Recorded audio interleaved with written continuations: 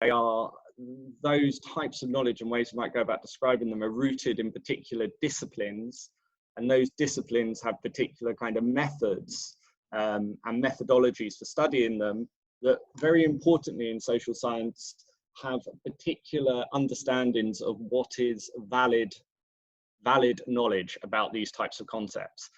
And in social science, we can have some different ways of thinking about that question of validity and what is kind of an acceptable type of knowledge for understanding these, and how do we go about getting there. And so this is kind of part of this lecture, is trying to think about that. What we're aiming to do, what I will aim to do, is explain the core paradigms, methodologies and methods of social science. And hopefully this will help you become more informed to know about some of the kind of benefits of limitations of deploying social science within a trans or interdisciplinary research project. Now, I think we will get that far because we're down to an hour. If we're still going and there's still appetite, I have some final thoughts about how we might design studies to particularly develop or test theory within a WASH context. But I think we've covered some of that in Sean's lectures on, or Sean's facilitated session on Monday. So if we don't get there, that's fine. And I've put in, I'll just remind myself, I've put in a couple of 2-minute micro or mini breaks to have as we go through this. So one of the kind of core things to think about when we're thinking about social science, and this is I don't mean to patronize or a bit simplistic, but social science is an umbrella term which is actually covers a set of particular disciplines, which within them have their own subdisciplinary areas. So just when you're talking about using social science methods, recognize that these methods come from a diverse set of disciplinary areas. And you can actually, I mean, I don't care. I'm a social scientist that kind of works in this kind of public health WASH area and works very much in an interdisciplinary way. But some people can get a bit annoyed when you just simply say, oh, I'm going to do social science, just like if you said I'm going to do natural science. And each of these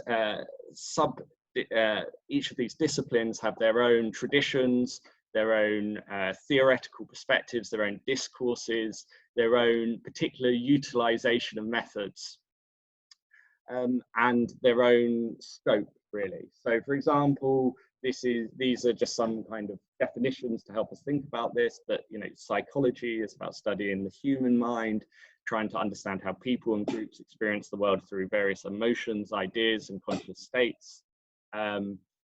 Sociology is normally focused on groups of people and social interaction, and attempting to understand how the ways that we relate in social groups create certain outcomes within our society. And economics is often around markets and value, and the idea of what economists call utility. And they use those particular perspectives to think about how individuals interact within social systems, and to particularly address questions about the production and exchange of goods and services. Within the WASH field, we often do conceptualize some of our areas like water supply and sanitation as a service, and quite often that language can fit quite neatly within some of the kind of economic perspectives and economic theory around thinking about the problems of how you, for example, get people to collectively act to provide services for the public good. Anyway, the main point here is that social science includes lots of different things. And one of the kind of key things to remember when we're thinking about social science is that ultimately the way people thought about the social world, i.e. things like poverty and class, are different to, or have been at times thought about differently to how we think about the physical world, okay? So because of that, that has led to some high-level paradigms which are shaped by kind of philosophical beliefs about how we should think about the social world, and therefore how we should study it. And I don't want to go massively into philosophy, I'm not the person to go deep into this philosophy, but I just want to outline it for you, because it flows all the way through to the types of methods you'll be selecting and how you will assess whether you have delivered that method in a coherent and competent way. So a simplification of the social science paradigms that we can think about are basically three overarching paradigms. One called positivism, which is essentially that we treat the social world like we treat the physical world, and we can use normal and scientific methods, but think about them cleverly and apply them to the social world. There are people who think that the social world is so different, and because of the idea of, for example, positionality, because my position in the social world shapes how I understand something like class or poverty, and I can never know, for example, what it feels like to be a Nigerian woman experiencing poverty. We actually have to rethink how we could better capture those experiences, and because of that we have to develop basically specialist social science methodologies. And then somewhere in the middle is what I'm calling realism, what is rooted broadly in a philosophical tradition called critical realism, but also some other areas, which is a kind of halfway house between these. But some people, and if you do a kind of philosophy class on social science, they go really deep into this, and they basically make the point that how you actually define and understand the social world shapes how you should research it, because it has implications for what is observable and what we can generalize about social reality. Okay, so positivism, Comte, French, the father of modern sociology, basically wrote an opening piece of work that basically argued that we should take the scientific method and apply it to social problems and study them through the same lens. And that kind of perspective is basically being called positivism, and is still a massively legitimate and proper way to complete social science today. And essentially what it is based on is the idea that social things exist independently of people's understandings of them. These can be objectively observed and measured using the scientific method, and you just need to be clever about how you do it. So in this case, poverty can be classified and measured using clear indicators and classifications and reliable data collection techniques. Me as a researcher can define this thing called poverty and apply it to other people in the world. And as long as I can collect the right data and attributes about those people, I can make assertions about poverty to do with them. And okay, so let's kind of stick with that as a kind of opening thought on this idea of positivism. There then, particularly in the 60s, there was a lot of kind of critical perspectives coming out through, particularly in kind of social science, linked to things like feminism, post-colonial theory, which were showing how actually many of the categories we use to think about in the social world actually are constructed through our interactions, and actually kind of package people in certain ways, put them in certain places. And Berger and Luckman came and tried to kind of crystallize what this thinking meant in terms of a philosophy of knowledge, and they came up with this idea of the social construction of reality. And their ideas are quite simple. The social world is constructed by individuals as we observe it, and that means positionality really matters, and therefore it's impossible to objectively document something like poverty through conventional methods and kind of generalize about it. And this is what they argued, and they had much more sophisticated philosophical ideas than I'm expressing here. But for our purpose, it means basically poverty can only really be defined by the grounded perspectives of people, And so to understand something like poverty, we should really seek out the narratives of the poor. That's what really matters. The people experiencing it, telling us what it is. Because if we want to understand, for example, a Nigerian woman living in a rural area of North Nigeria with low levels of WASH, actually gaining her experience is the only way we can really reflect that reality. Now, I feel like the whole CDT are kind of pragmatists, and it's obvious that in a way, both of those paradigms kind of work in reality. But philosophically, if you follow them through to their kind of proofs, they were kind of inconsistent ways of thinking about the world. But Roy Bhaskar, in the 70s, when he was based at Cambridge, kind of developed an idea called the realist theory of science, which was developed in the social science world into a kind of this idea of critical realism. And in this perspective, basically, we think about the social world sitting somewhere between these two polar opposites. And this means social things exist, but they're understood through an individual's personal constructions as they observe them. Now, within the theory, they talk about this idea of ontological depth, and that there's certain aspects of social phenomenon which they describe as being shallow and generalizable.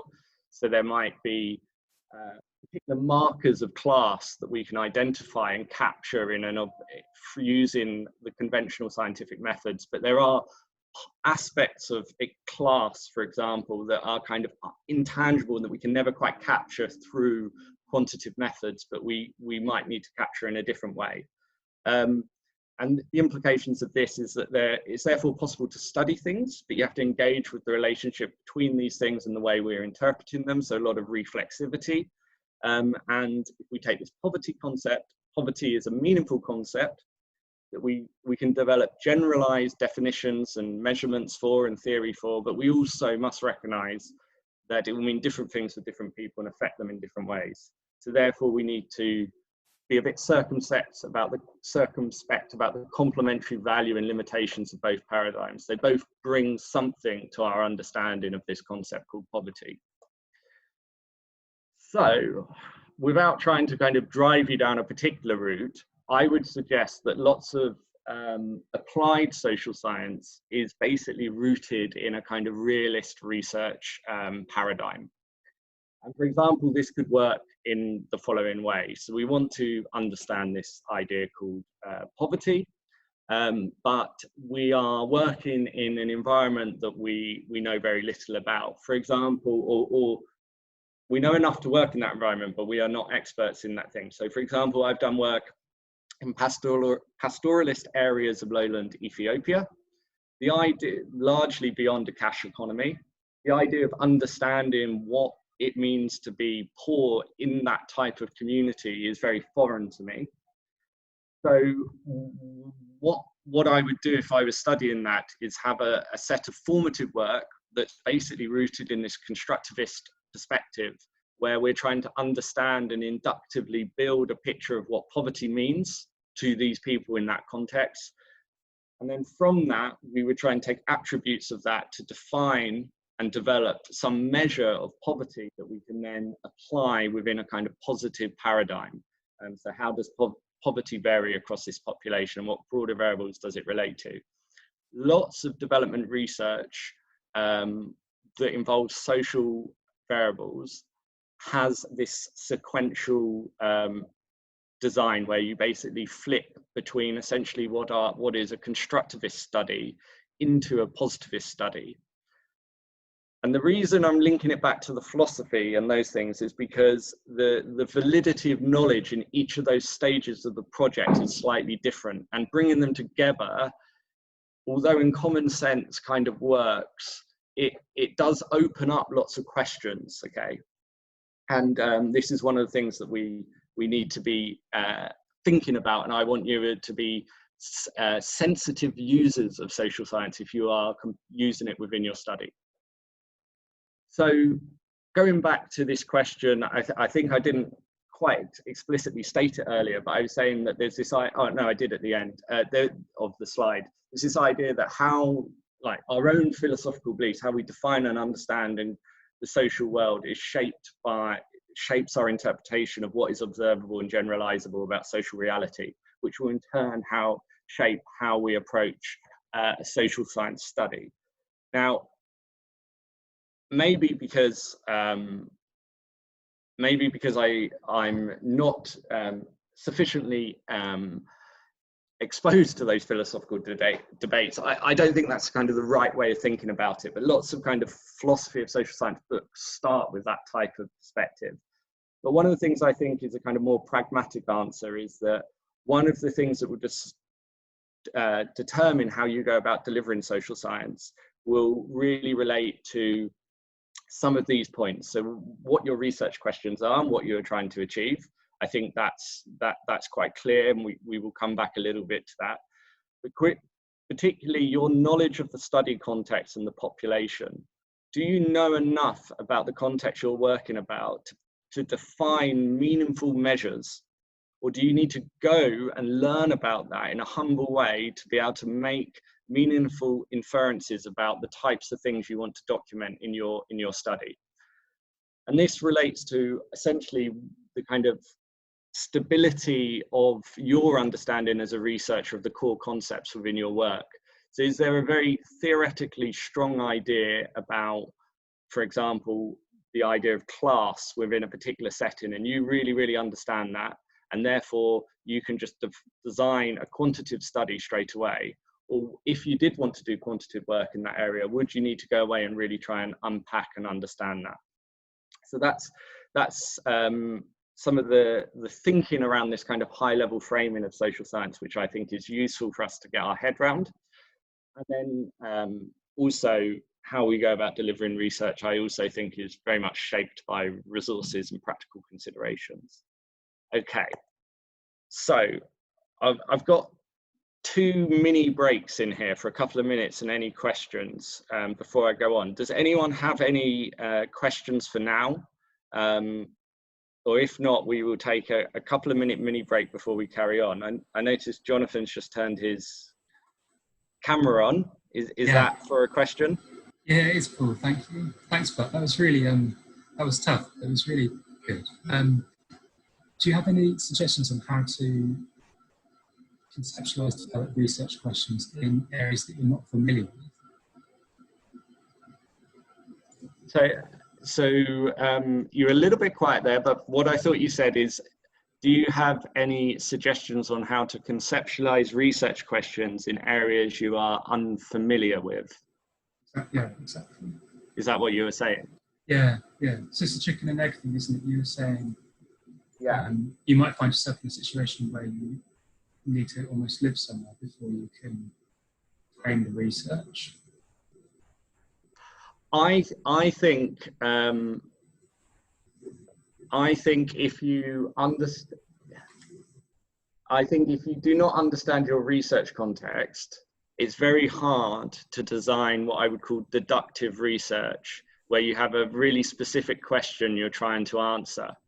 Okay, if you know there is a problem that you want to do research on, but you're not quite sure the nature of that problem, then this idea of a formative, inductive stage in research where you are not just in the literature, but going into the field to start building your understanding of the problems, but using it to develop your refinement of key concepts and also the questions you would like to test. That you would like to test going forward would be really, really important. So there is a danger here. So going to, I think, kind of Jamie's point the other day that slightly flummoxed me when I was going through my theory of change stuff, which was in my mind now is kind of more about like the emergent nature of research. You don't know quite what you're going to find. If you do something very inductive and formative and exploratory,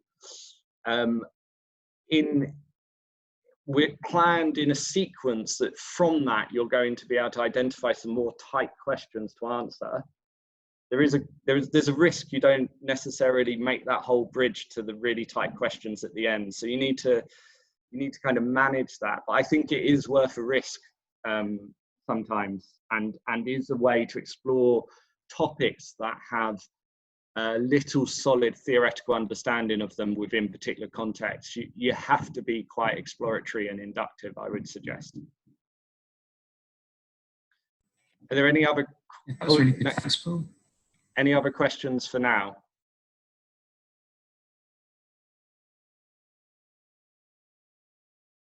Okay, so we will carry on. Let me just work out. Okay, we'll carry on for now. Okay, so where are we going with this? So the selection of research methodology depends on the paradigm that guides the research activity. So there's kind of some overarching methodologies where there are basically sets of research processes that have particular ways about going about the research, that have almost a set of established rules about doing them. And if you look in detail about, for example, ethnography, why people go about doing it in particular ways is often rooted back in these kind of philosophical paradigms about how people understand the world, okay, and how it is best, for example, in ethnography to try and gain the lived experience of people within particular contexts. Why are we doing that? Because there are these fundamentally different things about social reality that means we study it in a slightly different way. Okay, so we kind of build from these paradigms into these high-level methodologies, and I will present a few examples. But then within methodologies, there are methods, so specific methods, data collection methods like interviews, focus group discussions, surveys that can answer research questions within particular contexts. But those methods are rooted in broader methodological systems. And actually, there is not that many different social science research methods, but the skill is applying them within well thought out methodological approaches, okay, and thinking through how methodology shapes research design. So we're going to kind of tackle this kind of area for now in the next part of the lecture. But this is just to make the distinction between methods and methodology, essentially. So, on a very simplistic level, constructivist paradigm is generally tied to qualitative methodologies, okay?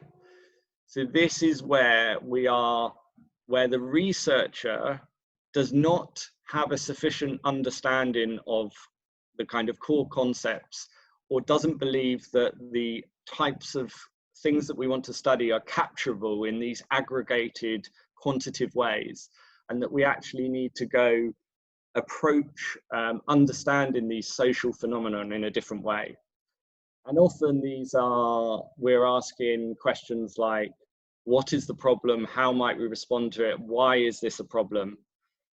And in that constructivist field, we often are trying to develop inductively, so i.e.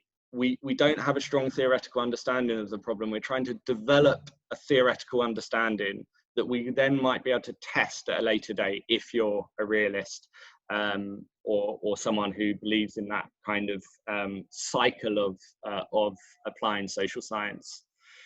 So some of the kind of characteristics of these kind of qualitative methodologies, the researcher is often part of the process. It's quite hard to kind of be objectively outside your research. You are shaping it. Your own positionality does unavoidably shape how you interpret the world. We're generally working with words and ideas which are harder to aggregate, which is basically one of the the challenges of qualitative research, it often becomes very context dependent, and in a very kind of simplistic way. If we are going in this sequential way that I suggested when we were studying poverty earlier, it kind of tells us what's important to go out into the world and count, essentially, and quantify, and then try and aggregate on a broader level. There's then the positivist paradigm, which is more rooted, which is rooted really in this quantitative perspectives. You're often looking at questions like how many, or what's the distribution of a problem, the prevalence of a problem across populations. And if with clever research design, looking at the associations between core variables and other predictor variables. And if you're really clever and you have a really nice study, also looking at the question of kind of causation and causative factors within research. So generally speaking, this kind of positive quantitative work in social science works well when you have a very strong understanding of the problem you're trying to study. And then you can propose a theory, and you can test it using basically same principles as kind of scientific measures. In this case, we're thinking about the researcher as being kind of objective and outside the thing they're studying. You know, in reality, is it quite that simple? But this is the types of perspective. We tend to be working with numbers numerically, and trying to obviously quantify and estimate and predict using numbers. I'm not quite sure context-free really works, but yeah, here we are. If we've been told what are the beans to count, we are now going out and counting the beans. So this is kind of a caricature slightly, but the kind of division between the constructivist social science world and the positivist social science world. But if we're realists, we can combine them in clever ways. So these are some of the kind of high-level methodologies that we might see in a qualitative paradigm, or that come out of the qualitative paradigm. So things like ethnography, which is observing the lived observations of groups and people within particular environments.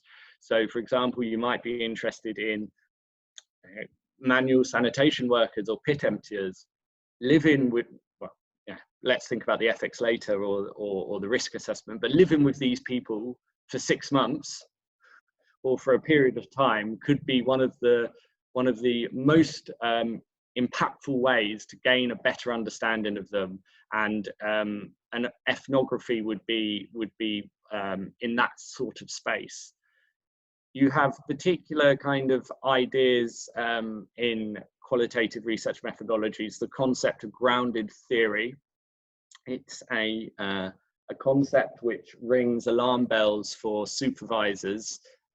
Well, my supervisor, when I suggested it in my PhD and then realized it was almost unattainable, but is a particular approach for trying to develop theory in areas where there is almost no theoretical understanding of the problems. So how do you go about starting to build a theoretical framework? And it's based a lot on interviewing and focus groups and working with people experiencing the particular phenomenon you're studying.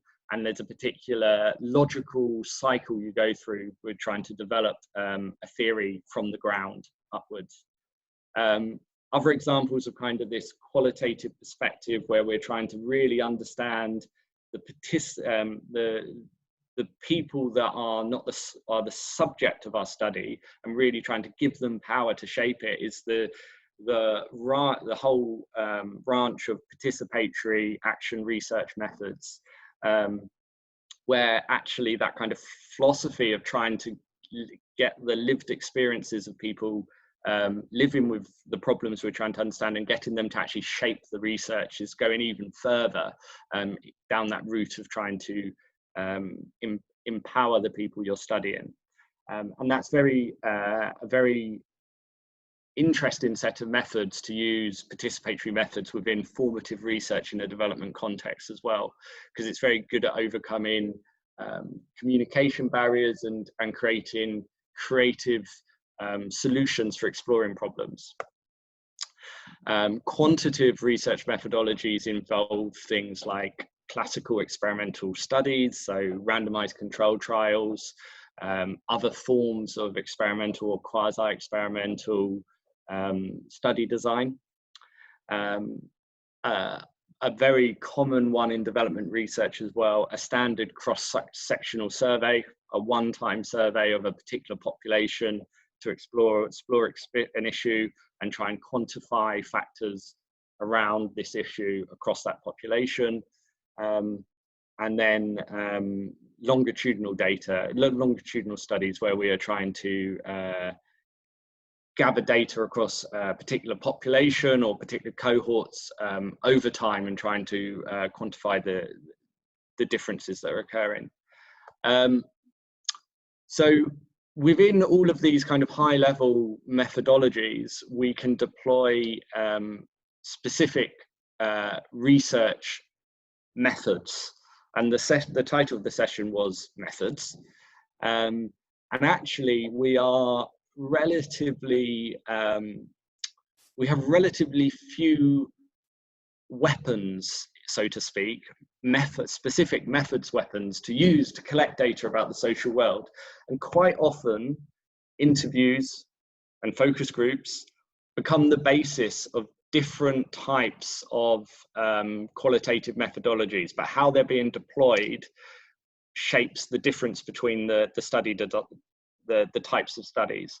Similarly, in the quantitative and positive area, surveys are, you know, very heavily used in social science, but there are other options. And I just want to, I'm going to kind of come back to interviews, focus groups and surveys, because if you guys are using social science methods within your PhD, it's quite likely that you will use at least one of those three methods. Okay. But just want to say something kind of about unpacking basic methods. So it's very easy to say, I'm just going to do a survey or I'm just going to do an interview, but often the analytical power of a particular method is amplified by the way it's deployed in particular ways, using either particular logics or theories that have kind of been embedded within particular method deployment. So for example, the idea of using surveys to forecast trends in a particular sector, the idea of sorry, I've missed out the P, not the Delhi method, the Delphi method, where you will run a survey from experts, for example, looking at a particular trend in a sector or something. Then you will gather all the responses and you will feed back to the group and let them know what each other has said about this this problem you're asking them about, and then send out a second survey for them to respond to again, and they get a feedback on what their peers think about this problem, and this will shape the response to the second survey. And the idea is that you are driving, that you will improve forecasting in this case with this use of Delphi method. But the whole point of what I'm saying here is that it's easy to say, I'm going to use interviews, or I'm going to use surveys, or I'm going to use focus groups, but it's actually how you design them in the actual context of your research in these types of specific ways can really amplify their power. So don't just kind of revert back to the use of very basic methods. Do think about how you can deploy them in creative ways. So similarly, this participatory focus group aspect, the NetMap participatory focus group area, one I have at the bottom, is an example of a participatory method where you essentially build social network maps with communities around development problems, and you're asking them to then make links between the different stakeholders and this problem, and trying to explore the power dynamics within it. Now, that's taken a focus group. It's using some of the ethos from kind of participatory methods, but it's also bringing in ideas around social network theory and institutional theory to try and kind of shape the output that you get from the method. So these are kind of a couple of examples I just added in, because I think it's very easy and to just think about social science methods as being these kind of building blocks that are quite, are just interviews, focus groups and surveys essentially. But actually it's how they can be deployed in particular ways, using particular logic or using particular theory that can help improve their potential to deliver meaningful results for you. Okay. So as we carry on, I said at the start, I was going to kind of taking you through some of the things I think inter and transdisciplinary researchers need to know about using social science methods within their studies.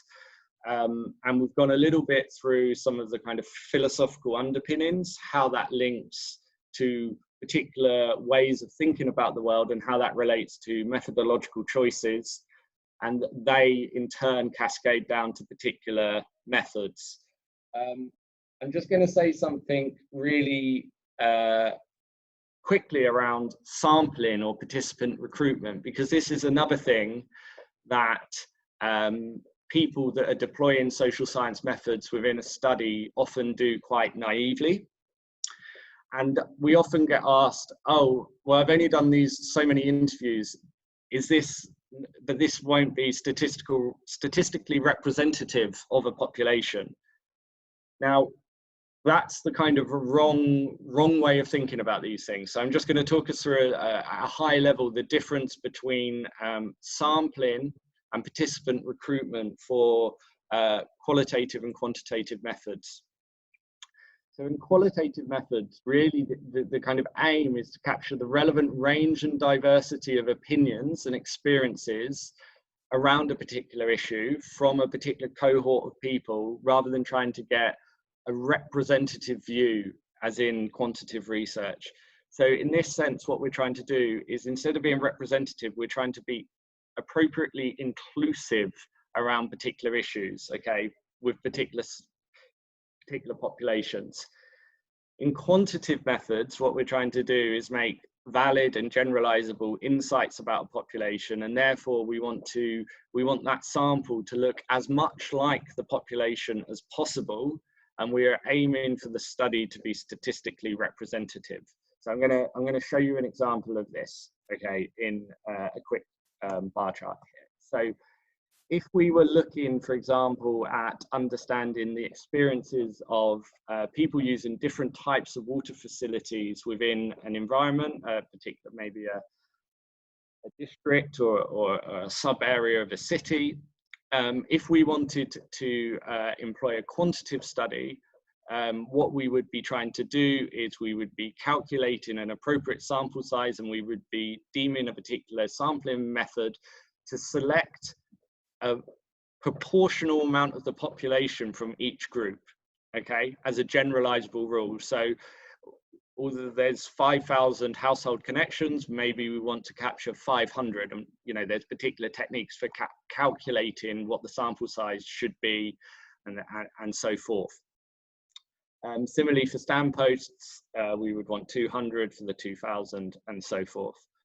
For a qualitative study, it could still be legitimate to capture the range and diversity of opinions in this population around these issues by simply talking to, for example, 6 people from each of those groups, okay?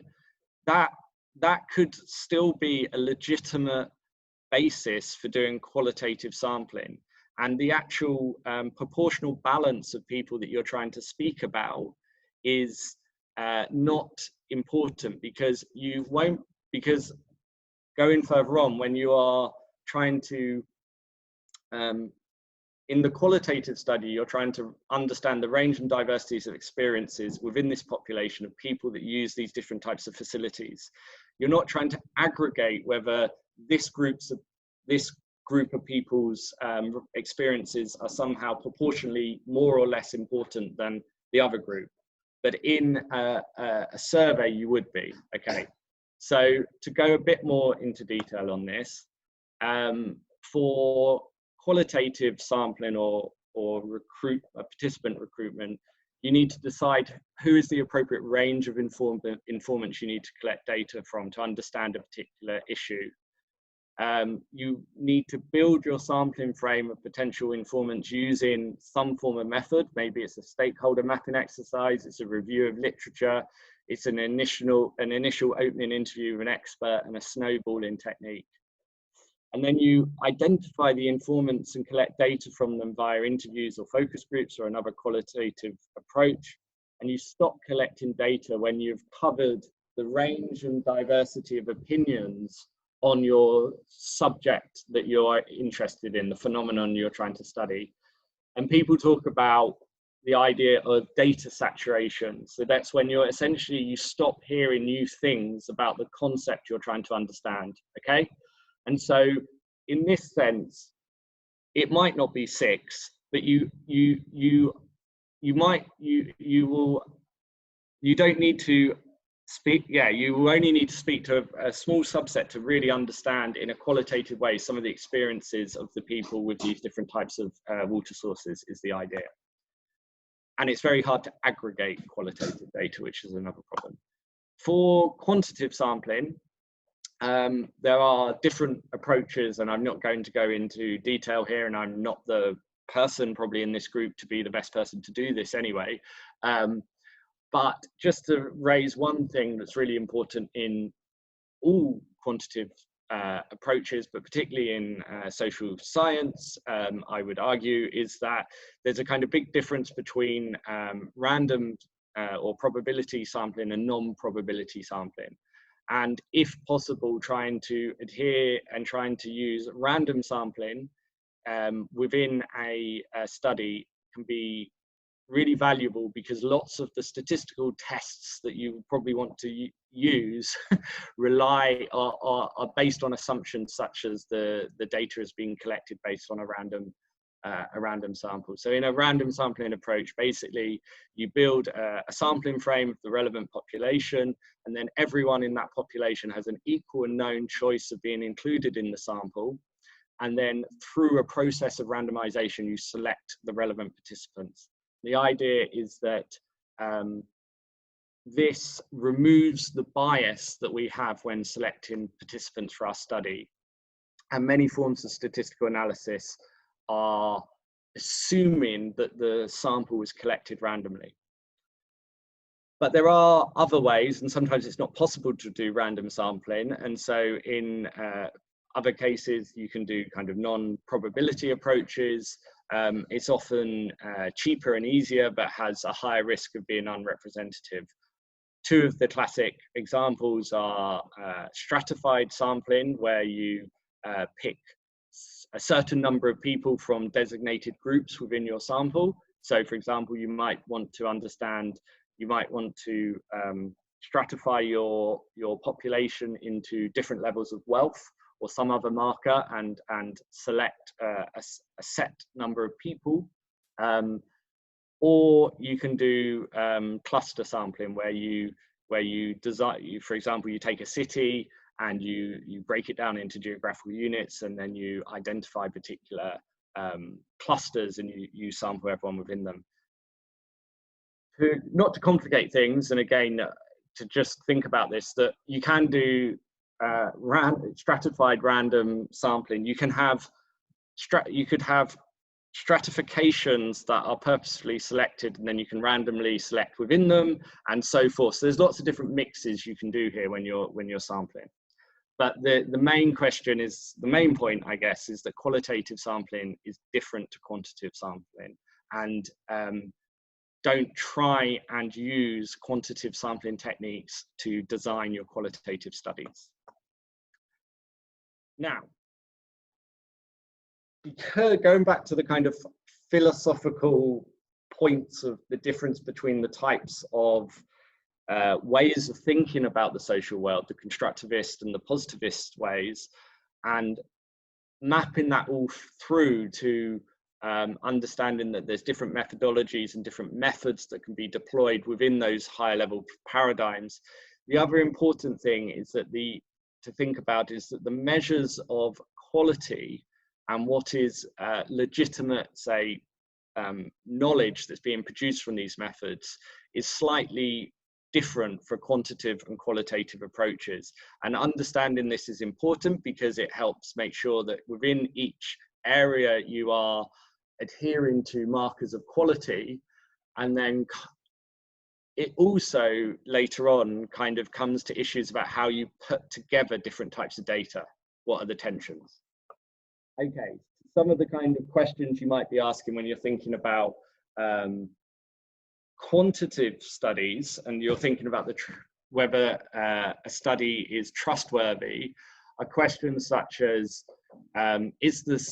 questions such as internal validity. So is the study designed in a clear way, in such a clear way that it accounts for alternative explanations for its findings? So for example, in a quantitative survey study, are all the appropriate confounding variables that might influence the thing we're studying included in our study? Or are there things missing that might mean that although we can make a conclusion about our work, there's something else that's affecting the thing we're studying? Okay, so that's one of the questions you might be asking. Similarly, there's this idea of external validity, the extent to which results that we can justify our findings in other contexts. Okay, so this can be a big question for quantitative work. Randomized controlled trials are very strongly internally valid, but there is a big argument that they lack external validity. They're so specific to a context that it's very hard to generalize them to broader contexts. Another important question when we're thinking about whether the kind of trustworthiness of a study is whether it's replicable. Could another competent researcher replicate the study? And a kind of final thing which we might be thinking about is, are we kind of removing bias from the study? Are we objective? The study should not be overly influenced by our personal beliefs or settings, and we're aiming, although it's in some ways a ambitious thing, for some kind of universal knowledge. So some of the things we think about when we're trying to manage this for quantitative studies is the quality of study design and its application. Are, for example, the variables included? For external validity, it's really important to be thinking about sampling. So is our sample, is it representative of a larger population, and therefore can we make inferences about what we find in our sample to that larger population? Similarly, we're thinking about questions of theory. Can we link our findings to particular theoretical perspectives, which allow us to make generalizations beyond our particular study context? We need to be reporting clear protocols and have strong evidence of adherence, of writing very clear methods, and then hopefully someone can replicate our study. And in a kind of similar perspective, when we're trying to manage this idea of objectivity, we are trying to audit, trying to think about whether we can similarly published methods reflect on our own position and how it's shaping our work. So these are some of the things we'd think about in quantitative research. In qualitative research, those questions are kind of replicated but framed slightly differently. So these are some of the things that people have suggested we should be thinking about for qualitative research. So one of the questions is credibility, to the extent to which the researcher is confident in this truth of their research findings. Transferability, the extent to which a study's findings might be applicable in other contexts. Dependability, can someone else repeat the study and get similar types of results? and confirmability, the extent to which neutrality was followed by the researcher in their processes and analysis.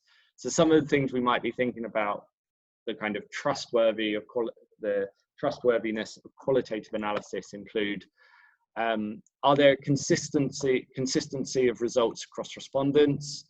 Can we triangulate our results from a particular method with other methods to help build our belief that what we're trying to reveal through our qualitative methods, our inductive understanding of the world, is credible? To what extent can we transfer the findings we're making about a very particular context to the wider world? And this is where theory is really, really important for generalization in qualitative research. Can we propose a theory that can be tested or applied in another context? And that's really, really, really important, rather than being representative or statistically representative of a broader population. The final one, dependability and confirmability, are very similar to the quantitative methods. We need to be reporting our methods clearly, having protocols, explaining what we've been doing, and having evidence that we're following the methods properly. And similarly, within multi-people studies, having auditing of processes within the study, so that, for example, we are checking that data is being properly transcribed, we're getting double translation of content from one language to another.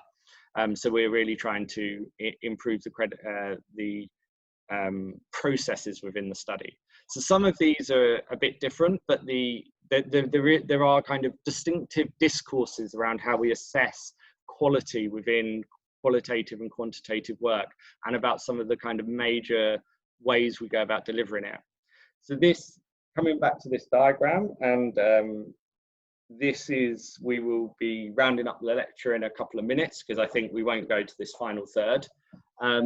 This kind of presents challenges if you are bringing together these different research concepts and areas of study within a coherent project. So if you are studying, for example, behaviors and experiences in a qualitative sense, it can be very difficult to integrate those findings in a coherent way with the types of findings you're getting, for example, from your environmental science questions or your engineering questions for looking at the infrastructure.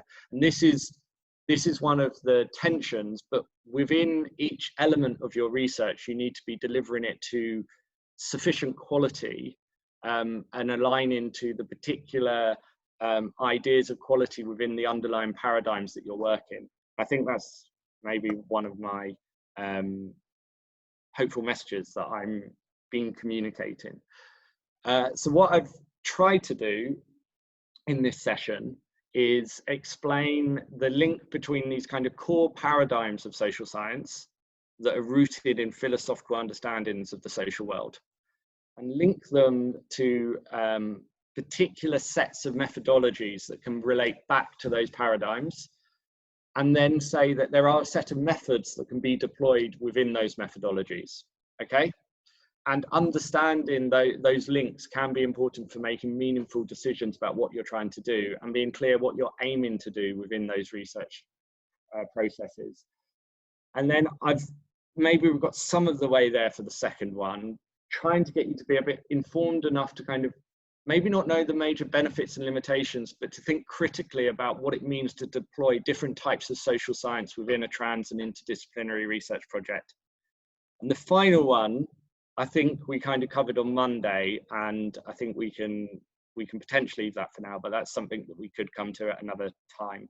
So with that, I think I'll stop for questions and comments and pass maybe back over to Barbara to facilitate.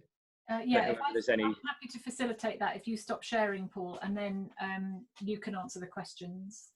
So anybody who has a question, if you could either raise your hand physically or in the hand raising tool. Oh, I better put you over here so I can see you raising your hands. Any physical waving? Jonathan.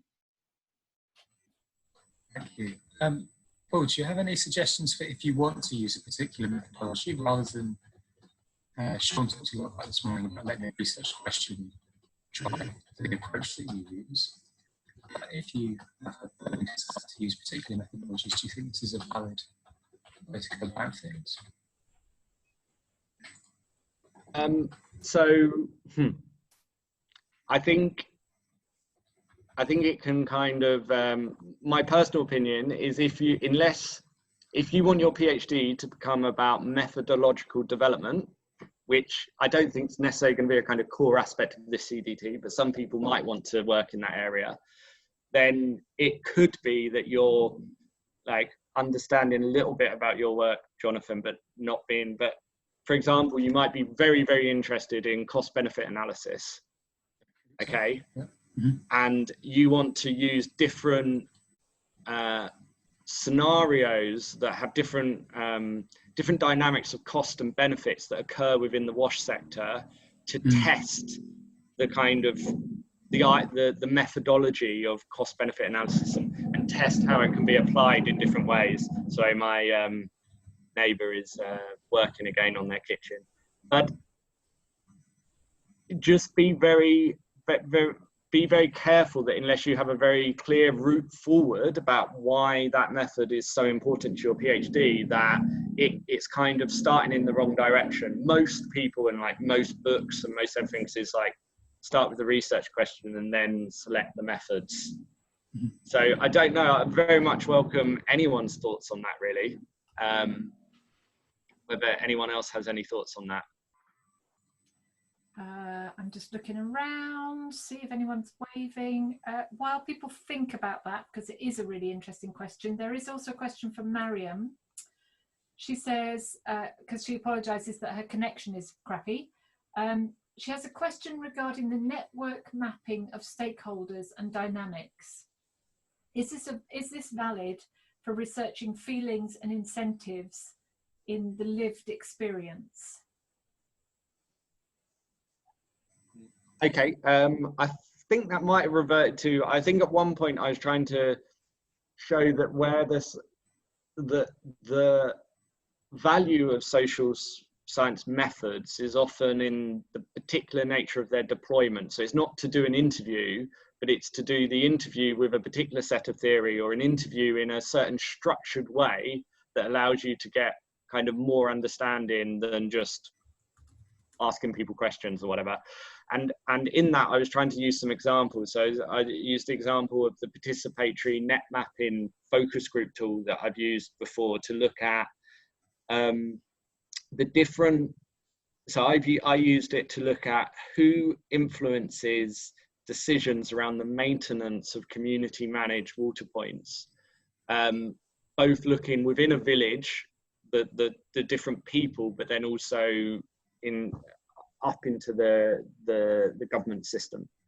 And I think that type of method is really useful, but that kind of network mapping type thing, unless you're doing a network mapping type PhD, what I think it's good for is getting a lay of the land, an overview of what's going on.